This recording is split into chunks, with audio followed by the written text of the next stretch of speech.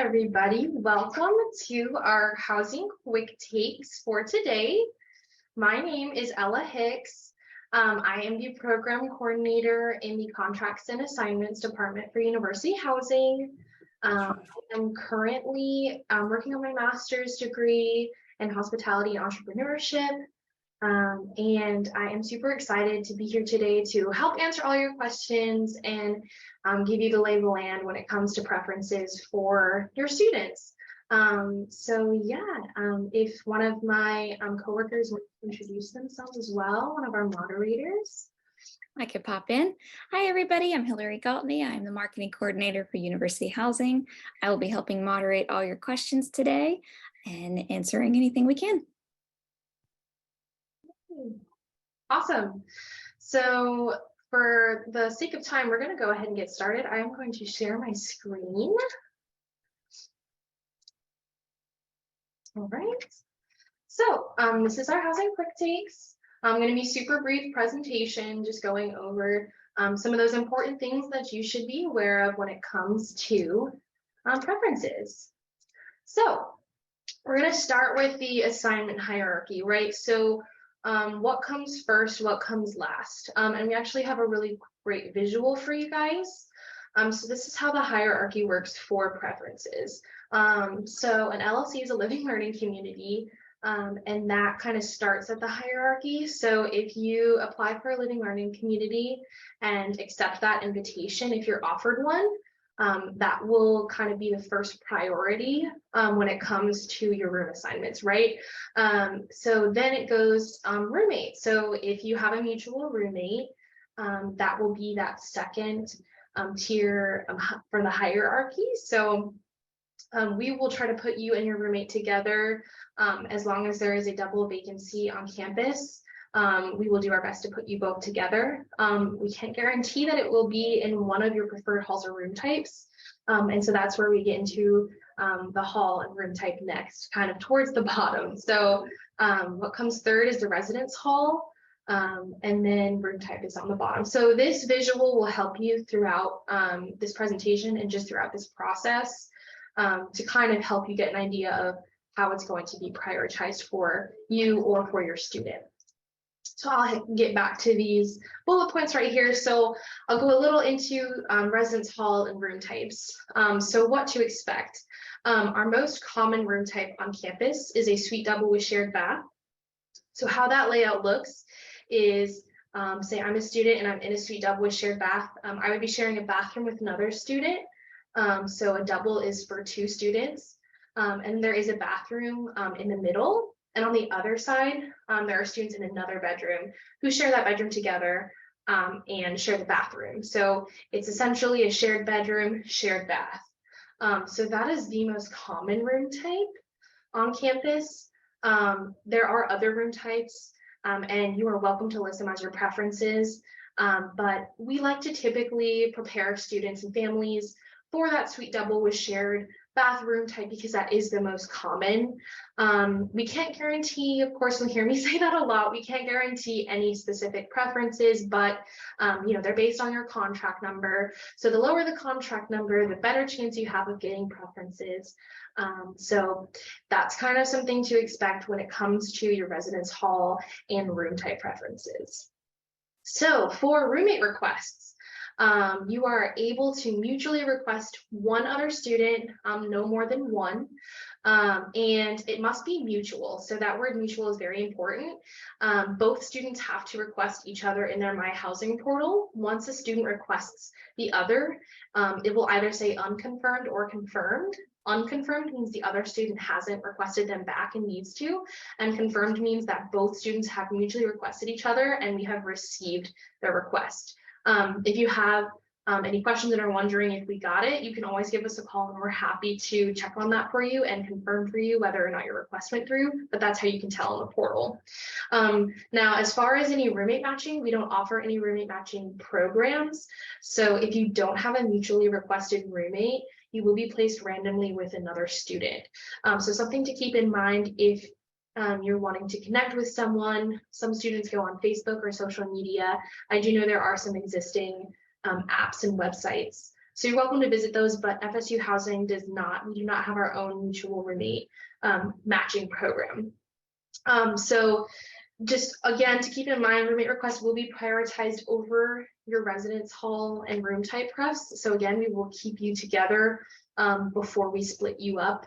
But again, nothing is a guarantee. We do what we can based on what vacancies we have available. So another thing to keep in mind with your mutually requested roommate is contract numbers, right? So those are important when it comes to preferences. So how it works when you have a mutually requested roommate, whose contract number do we use? So we actually use the higher contract number between the two students. So for example, student A has contract number 500 and student B has contract number 4600. We will use contract number 4600. So keep that in mind when you're requesting your friend, and match up your preferences is probably the best advice I have, and make them the same. Like I said, nothing is a guarantee, but we do our best. And this is also just a quick reminder that that roommate request deadline is on April 12th. And you can change your request. You can request a student, or if you change your mind, you can also delete that request on the portal as well. All right, honors housing. So students who are admitted into the honors program are prioritized for honors halls, but only if they list it in their preferences. So if you are an honors student and your first preference is to live in honors housing, you will want to list Landis Hall and Jenny Murphy Hall as the first and second on your preference list. Now, something to keep in mind when it comes to roommates. So we do not have any non-honors roommates in Landis. So what that means is if you are an honors student and your roommate who you're mutually requesting is non-honors, we cannot place you in Landis Hall. So only honors students are going to be in Landis. So for those of you who are honors students and have a non-honors roommate and so want to live in honors housing, our residence hall Jenny Murphy will be used as the non-honors roommate residence hall. So moving on, we have the LGBTQ plus housing. So this program is meant for students. If you're a member of the community and you want to live with others who also identify that way, you can opt in on your housing contract. It is meant to be a safe space for students in the community. Again, not guaranteed placement, but based on available space. The kind of point is also that you're willing to live with other students who may have a differing gender identity expression or gender on file. So that is something to keep in mind when it comes to opting into that program.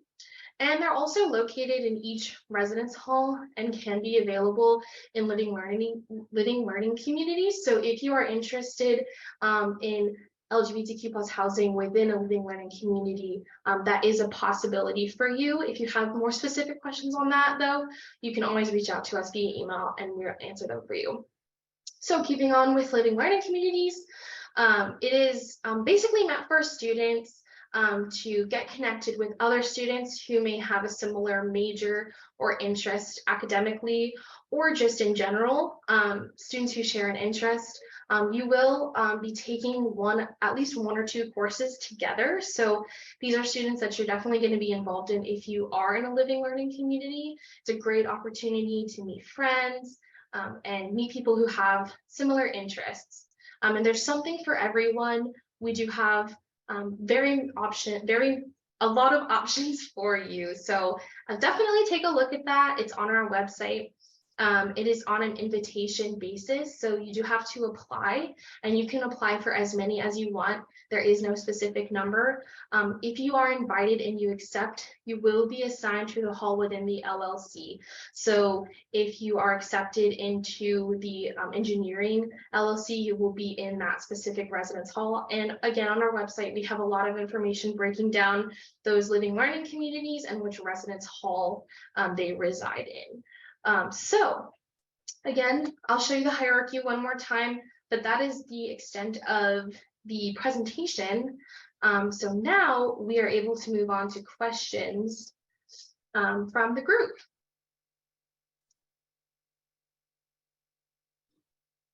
All right, so we have a question about the max limit on people joining. So we have a couple people that have family members or students that are trying to join in. We actually don't have the ability to make it any more max than we already have. It's pretty awesome that we have this many already. So this will actually be recorded and you can expect to see it up on our social media either later today or tomorrow. So if you've got those people who couldn't get in, just let them know that there will be a recording. Awesome. Wow, I love how much participation we have. It's great that you guys are looking for the information because we are here to give it to you. So do I have any questions, Hillary, from all these fine people? Yes. Could you talk a little bit more about the honors housing and can an honors student room with a non-honors student? Yeah.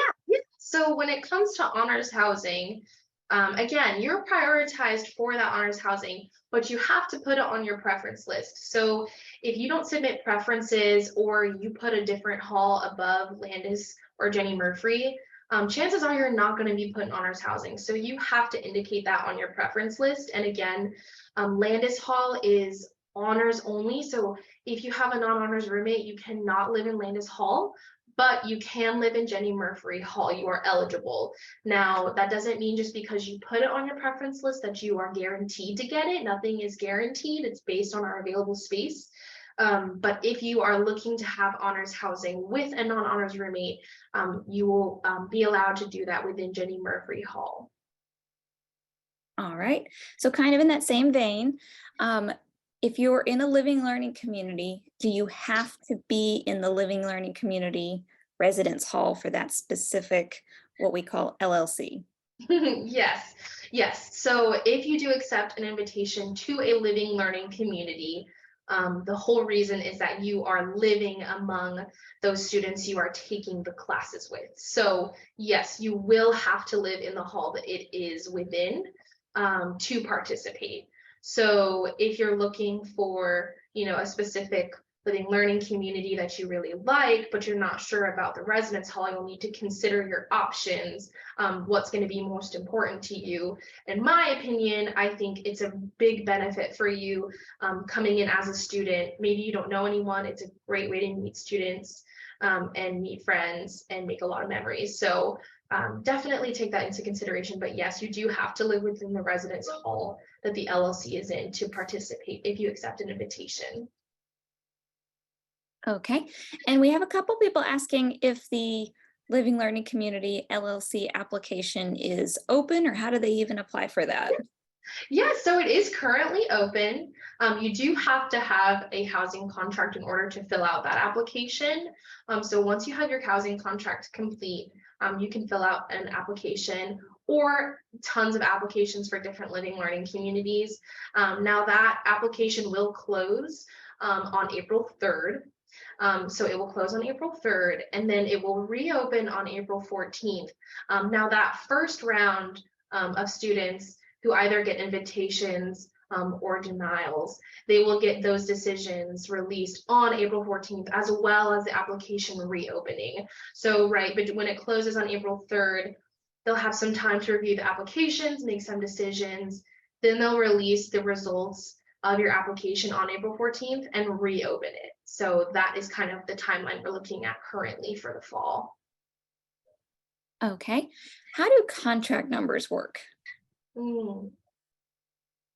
Yeah, that's a great one. And that's a question we get a lot. So the way the contract numbers work is, like I said earlier, the lower the contract number, the earlier you are to be assigned. And the closer you are probably to getting something you prefer. So when you fill out your contract, you are assigned a contract number. Now students will, decide they want to attend another school and cancel for not attending. We do not change the contract numbers ever. So once you have your number, as long as you don't get canceled for maybe not making your payment, your contract number will stay the same. And that goes for everybody else who cancels. So say your contract number 4,500, there's likely not actually 4,500 people ahead of you because we've already gotten cancels from students who filled it out and then decided to attend a different school. So those numbers don't actually reflect the exact amount of people ahead of you. Now, again, this doesn't mean that you're just guaranteed to get whatever you want if your contract number, 500 or even 200, 100. We never guarantee anything, but you're just more likely if you have one of those earlier numbers. Now, most years we get up into the 7 or 8,000 numbers. So you may be sitting there thinking that you've got not a great number, but I promise you're probably fine. You will likely get housing as long as you filled it out before May 1st. It just depends on what people ahead of you put and how many people are actually ahead of you. And it's very hard to know. But that's kind of just a general gist of how the contract numbers operate. So Ella, with that, if I have a really high number in like the 4900s, am I on a wait list right now? No. So if you have a completed contract, meaning that you have submitted your contract online, you have submitted that deposit within 7 days, and that parent guardian contract consent form within 7 days if you're under 18. That means you have a complete binding contract. That also means that the only way to cancel it is if you are not attending. So if you haven't filled one out yet and you're considering off campus, make sure you are very certain of your decision before you fully complete that contract. So if you have a higher number right now and you've gotten everything completed and you're ready to go, we do not consider you as a student on a wait list. You are a student with an active housing contract, and we are currently expecting to be able to house you. Awesome. All right, so about roommate preferences or room type preferences, if a student does not want a specific type of room, can they put that on their preferences? There's not a way to say specifically that I don't have any preferences. You are not required to fill out your preferences. So if you don't want to, you don't have to. I recommend doing so still because it helps us know what you're okay with and what maybe you prefer least. And like I said earlier, the residence hall is prioritized over the room type. So say, we have a certain room type left in a residence hall that maybe you didn't put on your preferences, we will still place you within that residence hall, even if it wasn't even on your room type preference or if it was the last one, because we're going to prioritize your residence hall preference over the room type. So the room type kind of has the least amount of weight when it comes to assignments. So it's really okay if you don't care at all what room you're going to be in because your hall preference is already going to be prioritized over it. Okay. How are roommates chosen if I don't request a roommate? Purely randomly. So you could potentially assume if you're randomly placed with someone that they may have had similar preferences depending on where you are. So it is random. We don't have any sort of questionnaire. We don't take any preferences for sleeping habits or study habits. It is just purely random, but it is based on your preferences. So say you prefer one of our newer residence halls, Magnolia, Azalea, Dorming Divinity. Say you get one of those halls, it's probably safe to assume that if you're randomly assigning someone, that person also highly preferred those residence halls because most students do. But yes, it is purely random. All right, so for spaces available in the residence halls, can you explain a little bit about summer versus fall housing on campus and what's the difference? Yes. So there is very key differences when it comes to the summer and the fall. So for the summer session, we do not use every single residence hall. And this is because we don't have as many students living on campus over the summer as we do for the fall and spring. So those residence halls over the summer are specific. And I'm actually going to get that resource in front of me so I can give you the accurate information. So the difference is you're able to list your preferences and roommate requests for summer. Again, it's still only one student, and you only can list the preferences for these specific halls for the summer. And those halls are Bryan Hall, Coffin Hall, Gilchrist Hall, Landis Hall, Magnolia Hall, and Reynolds Hall. And those rental rates, clearly they differ from fall and spring. And so those are on our website, on our finances page, and it lists all the different room types and the different rates for each room type. So it works the same in that you request a roommate, you can do that. You can list your preferences. It's just a smaller number of residence halls and obviously a different rate as well as a different time frame. But they are two separate contracts. So for those of you who have the big brains and are like, can we just stay in the same residence hall and room type if we're staying in the summer? Unfortunately, you cannot. It is different, and you're likely to have a completely different residence hall and room from the summer and the fall and spring. So those are some of those differences. And if you have any more specific questions again on those, we can get into more detail over the phone or over email. All right. When will students be notified of their room and hall assignments, including roommates? Yes, so that all happens at the same time. So you'll get your residence hall, your room like type and room number, as well as your roommate information all at the same time. So for students who are living on campus for summer B, you will get that information likely in early June. And then for students for fall and spring, you get that information in early July. Now that is tentative. That is typically the timeline that we have. So it's subject to be earlier or later, but that is normally the timeline of when you find out who you're living with, where you're living. That way you are prepared for a move-in and you are prepared to know what to expect before you arrive in August or June, later in June for summer B. Okay. Am I required to have a roommate? So you're not required to request a roommate. Oh, I can help with that a little bit. Are Right. single rooms available? I think it was Right. do I have to Yes. have a roommate? Can I have a single? Exactly. So university housing at FSU, we do have single rooms. When it comes to the availability of those rooms, they are very far and few. Typically, they are used for students who have approved medical accommodations through the Office of Accessibility Services. So they are not very common on campus. They do exist, but they're very far and few. So if you prefer to live alone, you are more than welcome to list that on your preference list.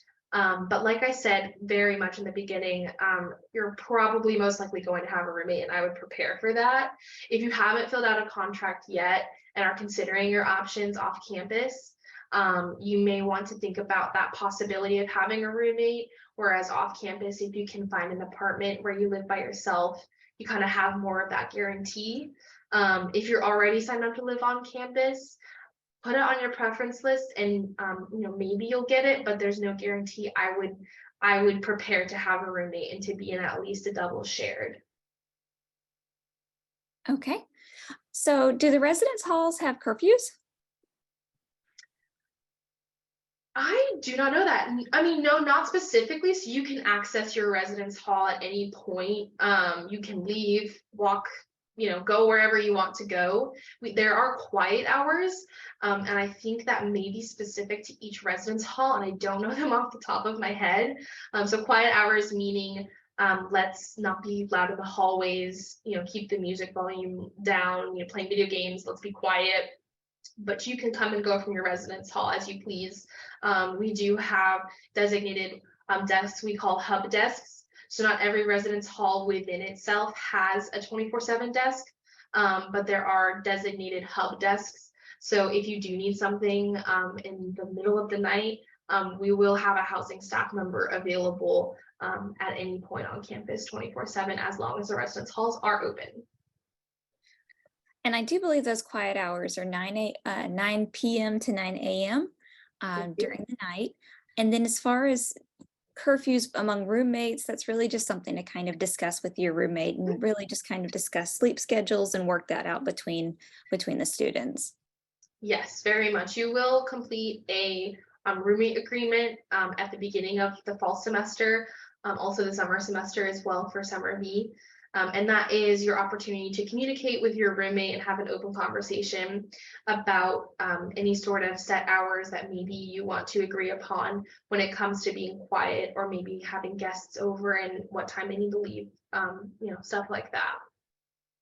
So following that kind of roommate conversation question, how do the students organize their bathrooms and cleanings and things like that? Do we help facilitate coordinating of those kind of things between the students and the residents? Yeah, so a little bit we do and a little bit we leave it to them. So we do have some cleaning supplies, more so like items like a vacuum or a broom available at the desk of the residence hall. Now, when it comes to cleaning materials such as Clorox wipes and toilet bowl cleaner, that is for the residents to purchase themselves and decide how they're going to clean it. Now, in my opinion, I think most people could agree a rotating schedule works best. It's an equal sort of setup, but it is up to the students themselves. So that is something they should probably touch on in their roommate agreement about keeping their space tidy. Probably once a semester, we will have staff members visit and make sure that everything is clean in the bathroom and such. But we do not encourage students to lean on that one visit because they should be cleaning it regularly and maintaining, a clean and safe space. And that is kind of their responsibility as they're learning and growing. And once they've left the nest, they've got to learn. So this is their opportunity to do that. Absolutely. So we're getting a lot of questions about cost and rates. The best resource for those are going to be on our website, on our finance page. That is the best place to see our current rates for all of the buildings. That'll be the summer rates is on the summer page, and the fall and spring rates are on those pages as well that correspond with those dates. Let's see. How do you choose a roommate for the fall when one of the students starts in the summer?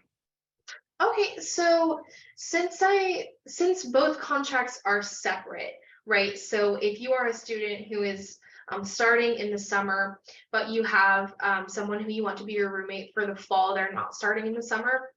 They're two separate processes. So if you're the student who's starting in the summer, if you don't have anybody that you want to request for the summer, you don't have to. If you do, go ahead and do so. But when it comes to the fall, you're able to request that fall student even if you're starting in the summer. So as long as you have their last name and their birth date, that's what you need to request them on the portal. And like I said earlier, if you're confused and wondering if we got your request and you have it confirmed, feel free to call or email, and we can personally help confirm it for you. Or if you're having trouble finding them when you search, we can assist you with troubleshooting and making sure there's no spaces in the name, making sure you're on a computer or laptop and not a mobile device. All right. So how do the contract numbers work each year? Do I get to take my contract number with me next year?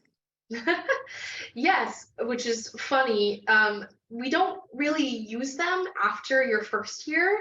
So once you live here on your first year, you go through a completely different process if you decide to return. And you would be considered a returner, a returning resident.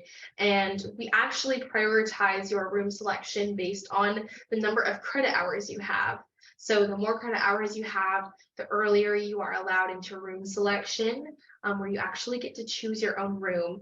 So that is a whole big process that we hope you want to participate in come next year when actually that contract will probably open this fall. We open it pretty early to let you start considering your options.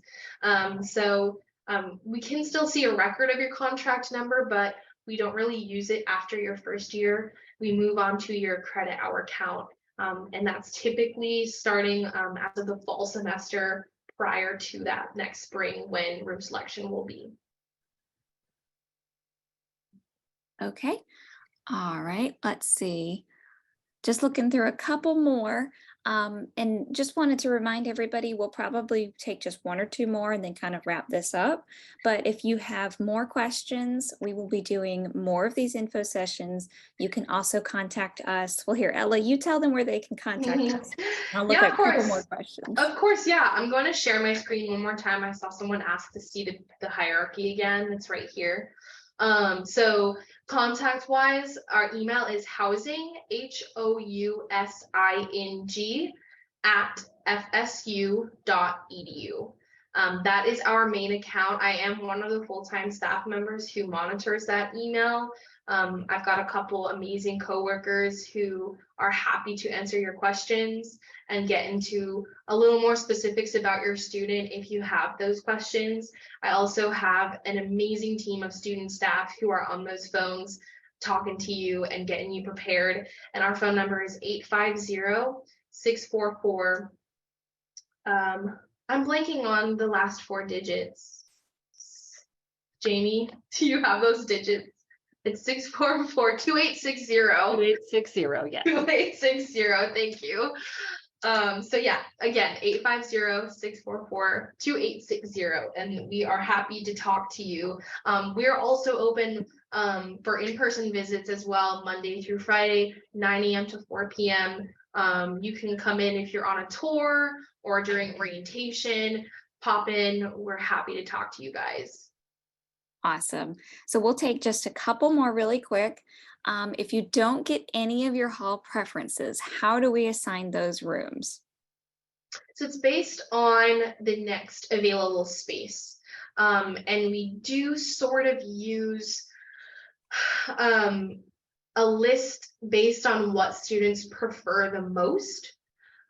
So like I said earlier, those what we refer to as the MAD dorms, Magnolia, Azalea, Dorman, and Divinity, we would consider those to be the highest preferred. Yeah, So then going down Lunch from Club, that, Geek Squad. then maybe. you determine where you go based on what your contract number is. So from then on, we have different halls That's where that we I know, think but I students did- oh, the- prefer. So then we would assign you to whatever available space is next, even if it's not on your list. And if you have a roommate, we would try to keep you both together.